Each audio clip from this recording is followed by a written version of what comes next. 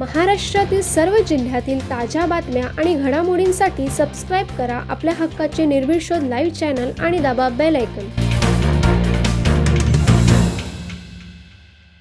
उरणमधील जासई पुलाखाली मोठ्या प्रमाणात डेब्रिज साचून डोंगरासारखी स्थिती निर्माण झाली आहे. शासकीय दुर्लक्षामुळे परिसरात संताप वाढला असून नागरिक आंदोलनाच्या भूमिकेत आहेत. पर्यावरण दूषित होत असल्याने व आरोग्यावर परिणाम होत असल्याचा आरोप करत डेब्रिज माफियांवर तात्काळ कारवाईची जोरदार मागणी करण्यात येत आहे. कोपरी पोलीस ठाणे हद्दीत आनंदनगर चेक पोस्ट येथे पोलिसांनी कारवाई करत 20,000 लिटर डिझेलने भरलेला टँकर MH46CU 7536 जप्त केला. अंदाजे 39.60 लाखाचा मुद्देमाल हस्तगत करण्यात आला.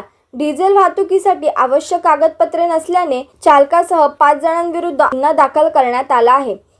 हा माल शिवडी येथील पेट्रोल पंपाच्या बाजूच्या ठिकाणी मालक हुसेन अप्पालाल बागवान बाबू उर्फ श्याम सिंग, सोनू सिंग, शकील व आदी व्यक्तींच्या उपस्थितीत सुमारे 20,000 लिटर डिझेल चालकाला दिले.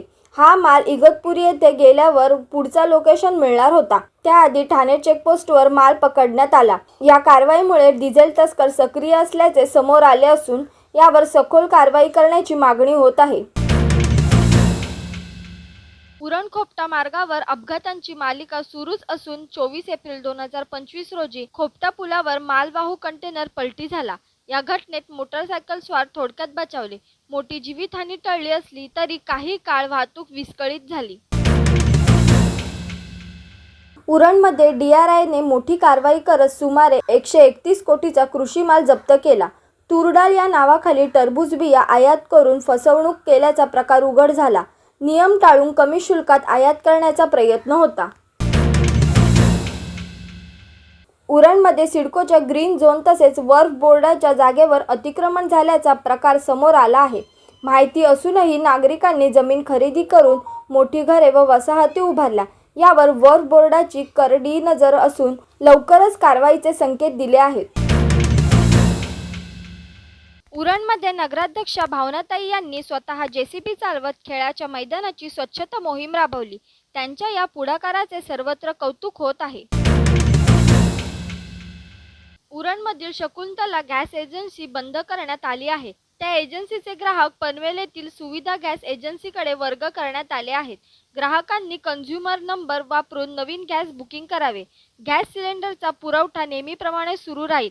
अधिक माहितीसाठी ग्राहकांनी नवीन एजन्सीशी संपर्क साधावा. हे आदेश तहसीलदार यांच्या सूचनेनुसार देण्यात आले आहेत. राष्ट्रीय पुरोगामी पत्रकार संघ संचालित अंतर्गत पोलीस मित्र समिती उरण तालुका अध्यक्षपदी महेश यादव वर्तक यांची नियुक्ती जाहीर करण्यात आली आहे. आपल्या नाम सामाजिक संस्थेचे सदस्य दीपक पप्याशेठ थळी यांचे वडील जनार्दन श्याम जगन्नाथ थळी यांचे 25 फेब्रुवारी 2026 रोजी वयाच्या 82व्या वर्षी अल्पशः आजाराने निधन झाले. दिवंगत श्याम थळी हे गावातील ज्येष्ठ व आदरणीय व्यक्तिमत्व होते. सामाजिक व सांस्कृतिक क्षेत्रातील त्यांच्या मोलाच्या योगदानामुळे ते सर्वांच्या मनात घर करून गेले होते. त्यांच्या सामाजिक कार्याची प्रेरणा लक्षात घेत त्यांचे सुपुत्र दीपक पप्याशेठ थळी यांनी डॉक्टर बाबासाहेब आंबेडकर जयंतीनिमित्त उरण येथील बोरी हॉलमध्ये 500 डझन वह्यांचे वाटप तसेच खाऊ वितरण केले. याशिवाय आजारी व्यक्तींना फळे व बिस्किटांचेही वाटप करण्यात आले. या कार्यक्रमाच्या वेळी नागरिक वर्षा भवन येथे उपस्थित होते. तसेच वडिलांच्या स्मरणार्थ लवकरच ॲम्ब्युलन्स देण्याचे आश्वासन दीपक पप्याशेठ थळी यांनी दिले. या कार्यक्रमासाठी संजय गायकवाड यांच्या अध्यक्षतेखाली पनवेलचे विवेक पाटील, बालाराम पाटील, कुंदन पाटील तसेच पनवेल मानव अभियानाचे कार्यकर्ते उपस्थित होते. 20 एप्रिल 2026 रोजी ONGC उरण द्रोणागिरी इमारतीत अग्निशमन सेवा सप्ताहाचा समारोह पार पडला. या कार्यक्रमात मुख्य पाहुणे म्हणून Shri SN Ahmad GGM plant manager उपस्थित होते. तसेच ONGC व CISFचे वरिष्ठ अधिकारी, कर्मचारी आणि त्यांच्या कुटुंबियांची उपस्थिती होती. कार्यक्रमात अग्निसुरक्षा सप्ताहात राबवण्यात आलेल्या विविध उपक्रमांचा आढावा करण्यात आला. यात शाळा, रुग्णालये, CISF कॉलनी व परिसरातील गावांमध्ये घेतलेले प्रशिक्षण सत्रांचा तसेच विविध स्पर्धांचा समावेश होता. विजेत्यांना पारितोषिके देण्यात आली. मुख्य पाहुण्यांनी अग्निसुरक्षा जनजागृतीसाठी केलेल्या प्रयत्नांचे कौतुक केले.